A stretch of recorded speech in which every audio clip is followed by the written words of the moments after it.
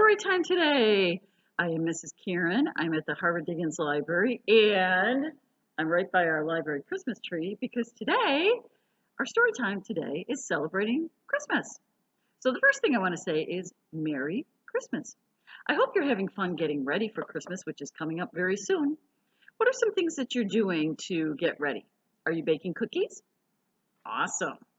How about, what else are you doing?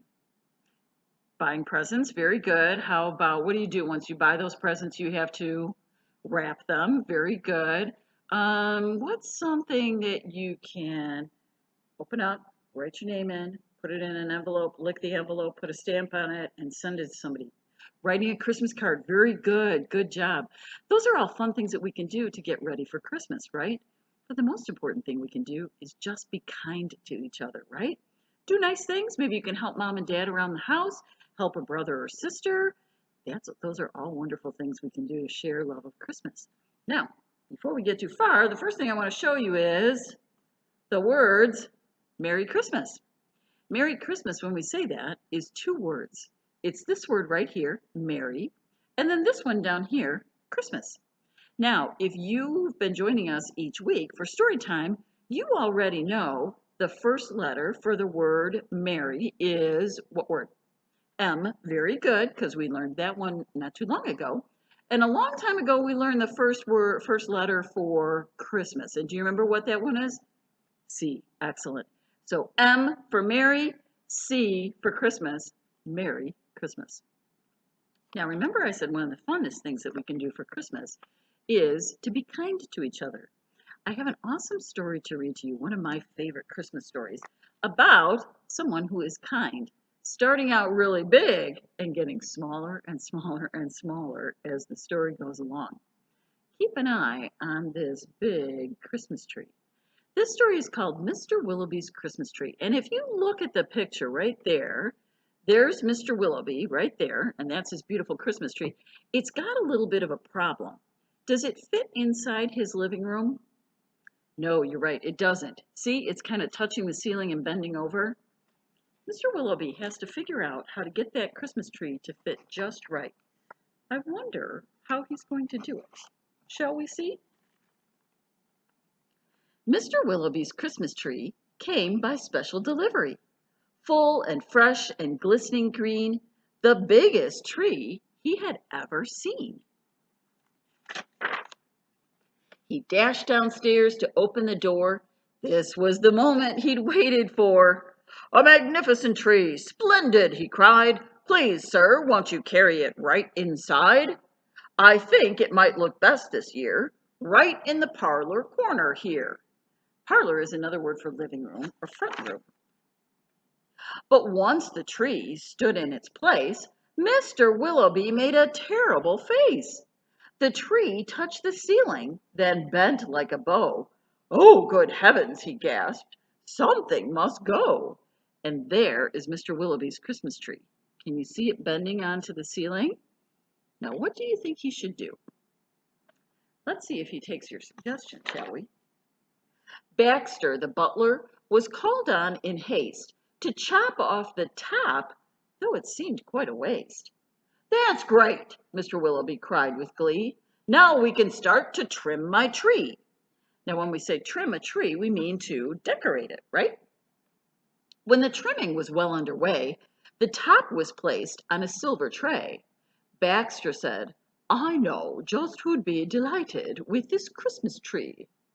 So it was presented to Miss Adelaide, Mr. Willoughby's upstairs maid. And there's Miss Adelaide getting the tree from Baxter, the butler.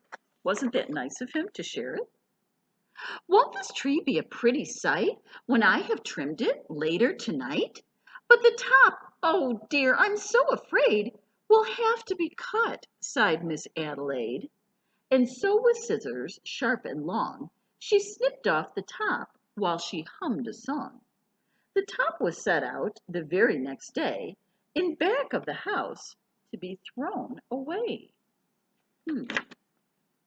That little treetop caught the eye of Tim, the gardener, passing by. He certainly was not about to see that little tree thrown out. He hurried home straight away to see what Mrs. Tim would say. Fa la la! Surprise, surprise! His wife could not believe her eyes. But our house, she said, is so snug and small, I do not believe we need it all. And before Tim had a chance to shout, she cut off the top and threw it out. I wonder what's going to happen to the treetop now. Now Barnaby Bear was padding by. It almost hit him in the eye. Now, who would throw a tree away so very close to Christmas Day? I'll take it home. That's what I'll do. Look, Mama Bear, I've a present for you. Isn't it a pretty tree? Yawned Barnaby quite drowsily. But Little Bear, standing off afar, cried out, That tree won't hold a star. Look there's the tree in the bear's house, and even it doesn't fit. Barnaby said, Let's cut a hunk off the bottom here at the trunk. But Mama Bear just shook her head and sliced the treetop off instead. They're all slicing off the top of the tree, aren't they? Jolly by golly, Barnaby said with a kick. Mama, that surely is just the right trick. Let's trim it with bells and honey rings, some berries and tinsel, and popcorn on strings. Mama said, Trim it just as you like. I've got to tidy up for the night. This top we don't need anymore. I'll just put it outside the door. Who do you think is going to find it now? Shall we see? Let's see.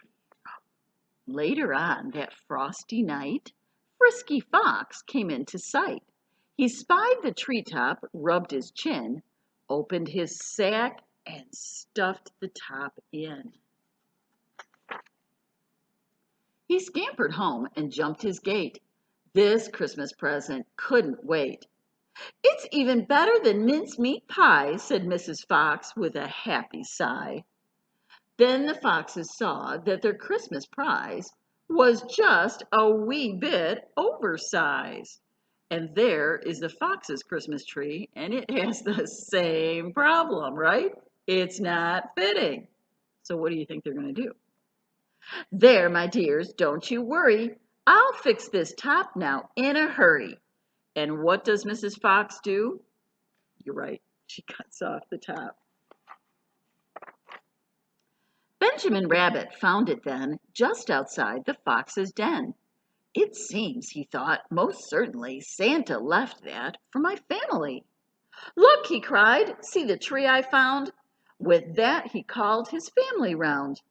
Then there was a merry-making, rollicking, frolicking, carrot-shaking celebration around the tree. All were as happy as rabbits can be. Benjamin Rabbit, with his own hand, sliced a carrot and made a stand. Now let's see how this will look in our little chimney nook. But right away the children cried, Look, it's leaning off to the side. And sure enough, there's their Christmas tree, leaning like all the others.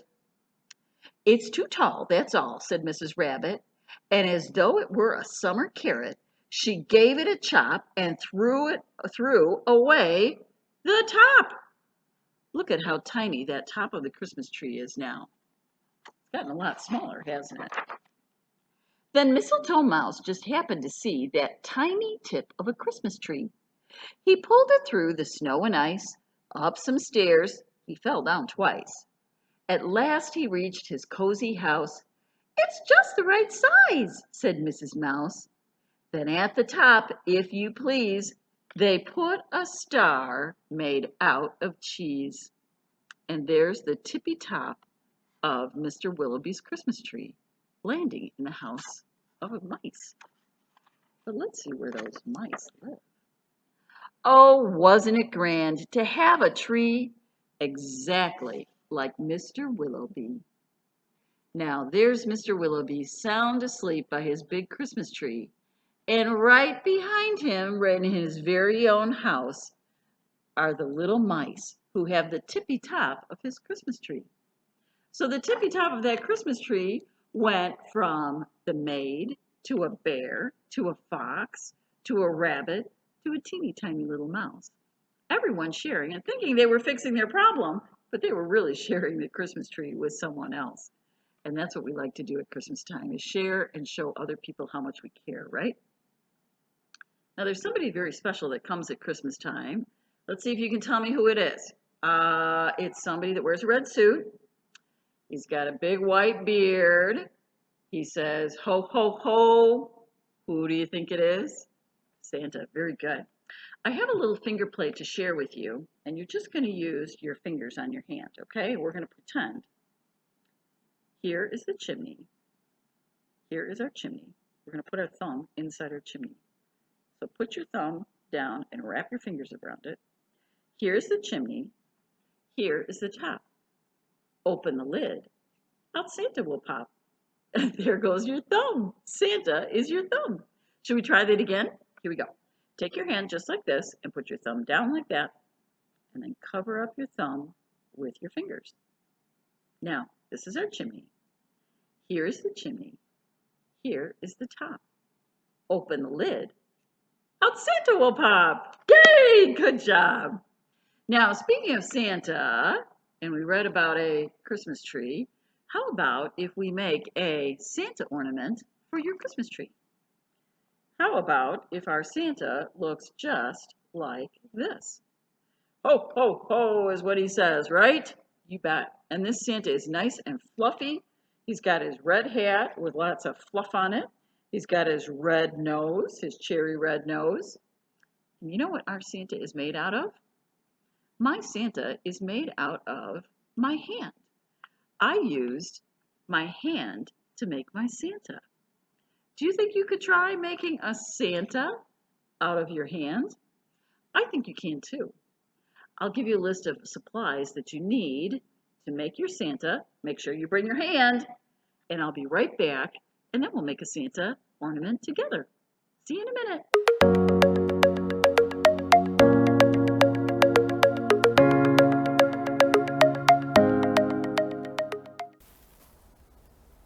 Now that you have your supplies together, let's make a jolly, ho, ho, ho, Santa ornament. The first thing we'll need to do is use a piece of white paper, and you're going to lay your hand on the paper and then trace around your hand with a pencil or a pen.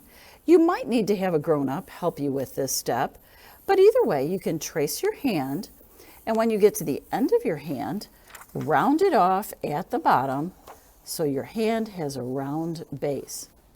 Then you can cut your hand out and you're ready to make your Santa face. There's my hand ready to turn into Santa. The first thing I'm going to do is cut out a hat shape out of red construction paper, which I already did. It's kind of like a big triangle. And the first thing I'm going to do is I'm going to use my liquid glue and put a little bit of glue on the back of the bottom of the hat. We don't need a whole lot because a little bit of glue goes a long way. And then I'm going to glue that hat right to what was the bottom of my hand. The bottom of my hand is now the top of Santa's head. The next thing I'm going to do is I'm going to use my glue again, put a little bit of glue on the bottom of the hat again, and take some fluffy cotton balls, and I'm going to glue those on to the bottom of the hat for Santa's hat. Now, of course, the tip of Santa's hat needs a fluffy cotton ball too, so I'll put a little bit of glue there and add one more fluffy cotton ball onto the tip of Santa's hat. I think it's time to make Santa's face, don't you? Let's use some wiggly eyes and make 2 dots of glue right underneath the hat, and then we'll put on our wiggly eyes so that Santa has some eyes to watch us with. That way he'll know exactly whose house to come to bring us some presents. There's Santa's eyes. Now he needs a big red cherry nose, so let's add a pretty red pom-pom to make Santa's nose. There he is. There's Santa. But I don't think he's done yet. He needs a jolly, happy beard. Now, we're going to use your fingers on your hand, on your cutout hand, as the beard. So what you'll do is put a line of glue down each one of your fingers, just like so, even on the thumb. And then take some cotton balls and kind of pull them apart and stick them on to the fingers of your construction paper hand. You can make them nice and fluffy. Fluff them out as much as you would like so that Santa has a great fluffy white beard. How about one more? Pull it apart just a little bit, and there we go. And there is Santa ready to say, ho, ho, ho. Now, if you'd like to turn Santa into an ornament, let Santa dry just like this. When he's completely dry, you can turn him over and using your yarn, make a little loop with your yarn, then take a little bit of glue and put it at the top of Santa's hat on the back and glue down your yarn, just like so. So that loop, once it's dry, will hang on the Christmas tree. And then you can hang your Santa on your Christmas tree so you can have a holly jolly, ho, ho, ho, merry Christmas. Ho, ho, ho. Does your Santa ornament say ho, ho, ho? Good job. That means you made it just right. I would love to see your Santa ornament.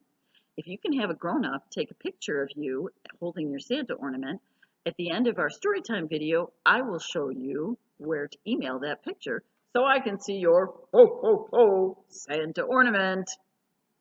I hope you have a wonderful Christmas with your family. Thanks so much for joining me for Storytime and letting me share my favorite Christmas story, Mr. Willowby's Christmas Tree by Robert Barry. Thank you for letting me share it with you. I hope you and your family have a wonderful Christmas together. Maybe you'll find some books under the Christmas tree that you can keep reading. But keep reading until I see you next time for Storytime. And Merry Christmas.